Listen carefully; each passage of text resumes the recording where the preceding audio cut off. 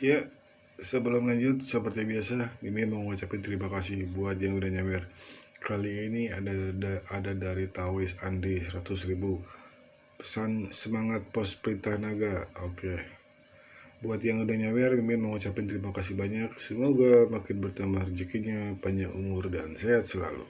Kita lanjutkan ke intronya. Ichikiwir. Kembali lagi bersama channel kita semua.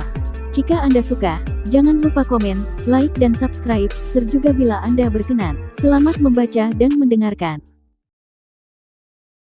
Perintah Kaisar Naga. Bab 309831000. Murid Patriark, harap menerima hormat dari murid klan. Kata hantu tua Gunung Iblis, dan dia akan berlutut di hadapan Dev. Kali ini, Dev ketakutan, dan dia buru-buru melangkah maju untuk mendukung hantu tua Gunung Iblis. Senior, apa maksudmu? Ketika aku melihat murid Patriark saya harus memberi hormat yang besar, hantu tua Gunung Iblis menjelaskan. Ketika Dev mendengar ini, dia dengan cepat menggelengkan kepalanya. Senior, saya hanya menyelamatkan senior iblis angin. Dia mengajari saya tinju cahaya suci.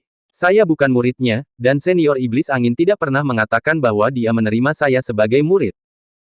Meskipun Patriark Iblis Angin tidak mengatakan apa-apa, tetapi jika dia meminta Anda untuk pergi ke Gunung Iblis untuk menemukannya, maka dia pasti memiliki maksud tertentu. Bahkan jika Anda bukan murid Patriark Iblis Angin, Anda telah menyelamatkan Patriark kami, yang berarti Anda adalah dermawan yang hebat dari klan Iblis Angin kami. Berlutut dan menyembah Anda adalah hal yang harus dilakukan.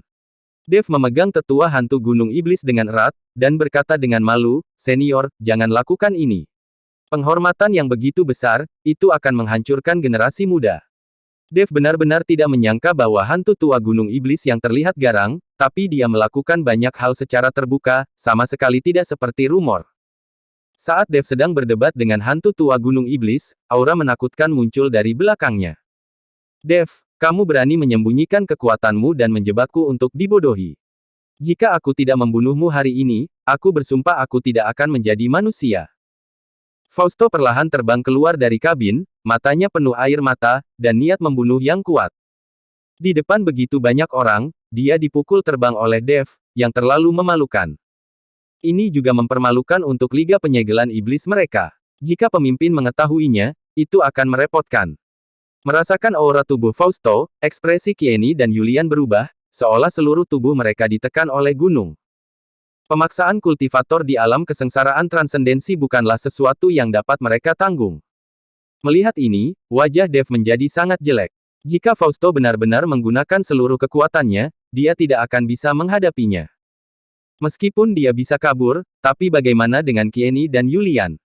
Tepat ketika Dev dan yang lainnya berada di bawah paksaan menakutkan Fausto, mereka tiba-tiba merasakan tubuh mereka rileks.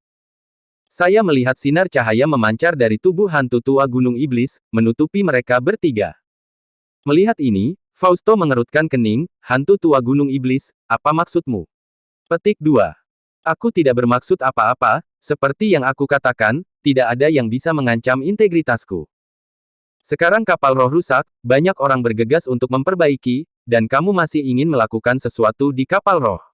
Jika kamu tidak ingin hidup itu urusanmu, tapi aku masih ingin hidup.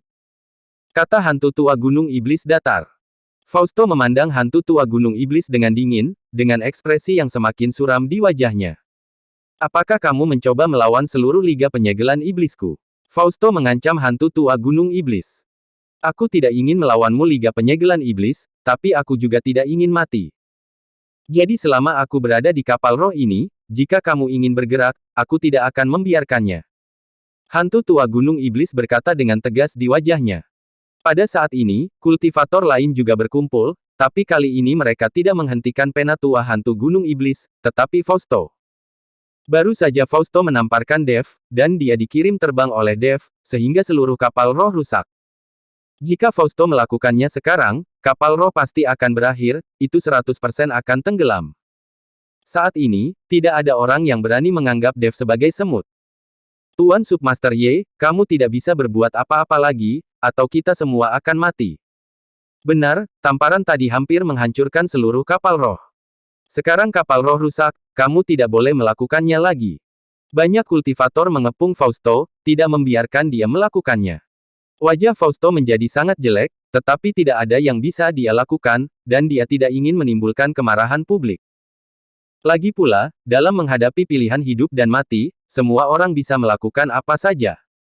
Jika dia memaksa untuk melawan semua orang, bahkan jika dia berada di alam kesengsaraan transendensi, dia mungkin tidak akan mampu menghadapi begitu banyak orang. Nak, aku akan ingat kamu. Selama kamu berani pergi ke darat, aku akan membunuhmu. Fausto mengancam Dev.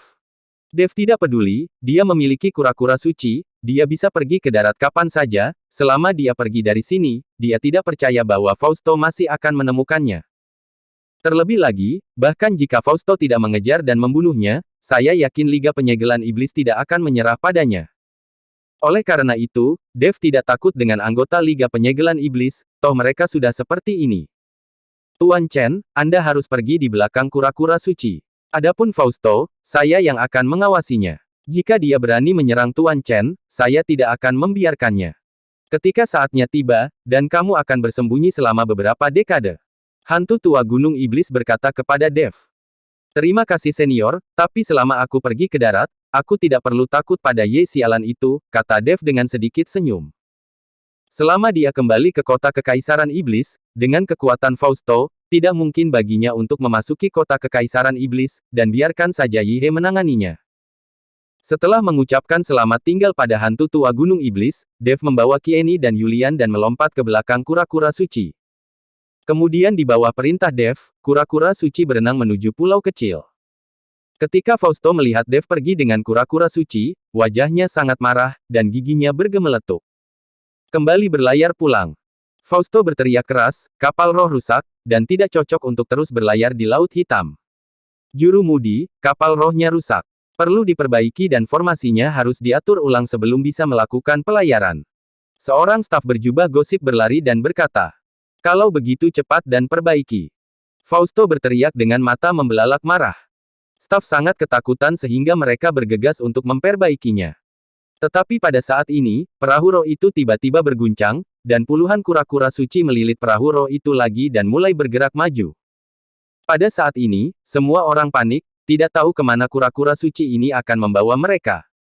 Kapal roh rusak, dan tidak ada cara untuk menghentikan kura-kura suci dengan mantra. Yang bisa mereka lakukan hanyalah melihat kura-kura suci ini menelan kapal roh dan bergerak maju. Kura-kura suci ini mahir dalam spiritualitas dan memiliki temperamen yang lembut. Mereka tidak pernah mengambil inisiatif untuk menyerang manusia, jadi mereka mungkin tidak akan menyeret kita ke dalam bahaya ketika mereka menggerakkan kapal roh. Kata hantu tua Gunung Iblis. Setelah mendengar ini, semua orang merasa bahwa apa yang dikatakan hantu tua Gunung Iblis masuk akal, dan mereka semua menjadi tenang. Mereka semua kembali ke kamar mereka dan membiarkan kura-kura suci memimpin perahu roh dan maju. Sementara Dev, Kueni dan Yulian, mereka duduk di punggung kura-kura suci, meski kondisinya tidak sebaik dan senyaman di perahu roh. Namun di punggung kura-kura suci ini, Anda dapat menghadapi angin dan ombak, serta melihat pemandangan lautan tinta, yang juga merupakan perasaan istimewa. Dev duduk di punggung kura-kura, memegang mutiara pengikat angin di tangannya. Dengan cara ini, tidak peduli seberapa cepat kura-kura suci bisa berenang, mereka tidak akan tertiup angin. Melihat mutiara pengikat angin tetap di tangannya, merasakan embusan angin di dalam, dan suara siulan angin, Dev tidak apa yang bisa dibawa oleh manik mutiara pengikat angin tetap ini kepadanya. Bisakah mutiara itu membantu dirinya untuk memahami asal-usul angin? Dev tidak pernah berlatih latihan yang berhubungan dengan angin, juga tidak mendapatkan nafas yang berhubungan dengan angin. Satu-satunya yang terhubung dengan tenaga angin adalah jalan angin Dev. Dev memegang mutiara pengikat angin dengan erat, mencoba memasukkan kesadarannya ke dalam mutiara pengikat angin, untuk melihat apakah dia bisa menyerap embusan angin di mutiara pengikat angin. Tapi setelah mencoba berkali-kali, semuanya gagal, dan tidak ada cara untuk menyerapnya. Aku tidak bisa menelan mutiara pengikat angin, kan? Dev tampak tak berdaya. Dengan cara ini, mereka bertiga berlayar di belakang kura-kura suci selama 3 hari penuh sebelum mereka samar-samar melihat penampakan pulau kecil itu. Sialan, kupikir itu akan sangat dekat, ternyata pulau kecil ini sangat jauh. Setelah melihat pulau kecil itu, Dev mau tidak mau mengutuk. Setelah tinggal di punggung kura-kura ini selama 3 hari, meskipun dia tidak perlu makan atau minum atau lapar, dia merasa sangat dirugikan. Kura-kura suci berenang menuju pulau kecil. Dev menggeliat dengan kuat, dan melihat ke pulau kecil yang muncul dari jauh. Namun segera, kura-kura suci itu tiba-tiba berhenti bergerak maju dan terus berenang di tempat. Melihat ini, Dev tidak bisa menahan cemberut. "Tuan Chen, ada apa?" tanya Yulian bingung. "Sepertinya ada monster lain yang akan muncul di lautan tinta ini," kata Dev.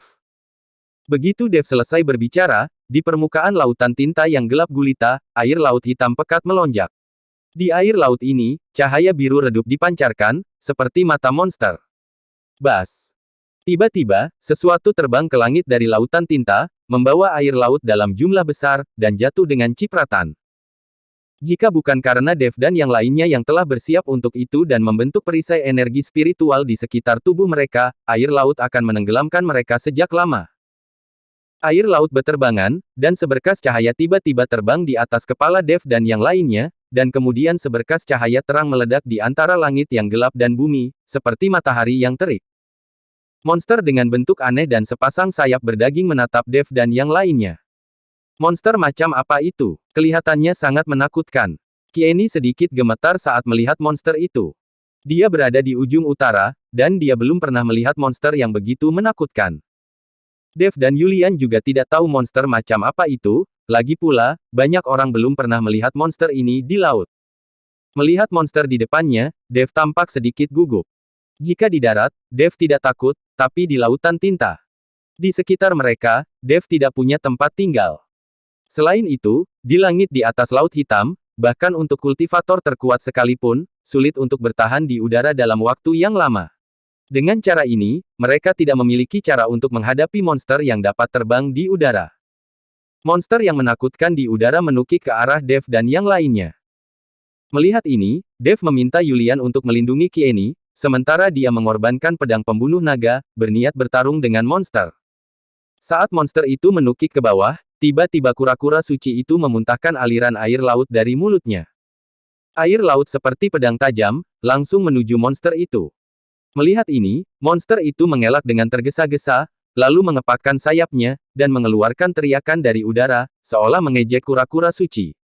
Melihat ini, kura-kura suci juga mengaum. Dia melihat 3 gelombang air mendekat dari jauh ke dekat, dan segera tiba di depan Dev. Di bawah 3 gelombang air ini, sebenarnya ada 3 kura-kura suci yang lebih kecil. Dev langsung mengerti maksud dari kura-kura sucinya, jadi dia berkata kepada Kieni dan Yulian, "Ayo lompat ke punggung kura-kura suci lainnya." Setelah selesai berbicara, mereka bertiga melompat ke punggung kura-kura suci lainnya. Tanpa Dev dan yang lainnya di punggungnya, kura-kura suci besar itu mengangkat kepalanya, dan segera terbang ke langit dari lautan tinta. Kemudian, semburan air keluar dari mulut kura-kura suci, langsung menuju monster itu. Ada kepanikan di mata monster itu, ia mengepakkan sepasang sayap berdaging, dan terbang ke langit dengan putus asa. Kolom air itu seperti pedang tajam, langsung menembus sayap monster itu. Monster itu kesakitan, menjerit, lalu jatuh ke laut. Plop! Dengan suara keras, laut terciprat ombak besar. Kura-kura suci juga menukik dari udara dan terjun ke lautan tinta. Ketika Dev melihat permukaan lautan tinta, gelembung besar terus bermunculan, dan airnya tampak mendidih. Namun setelah beberapa menit, laut kembali tenang. Kura-kura suci penuh dengan darah, dan pil binatang tergantung di air. Bersambung.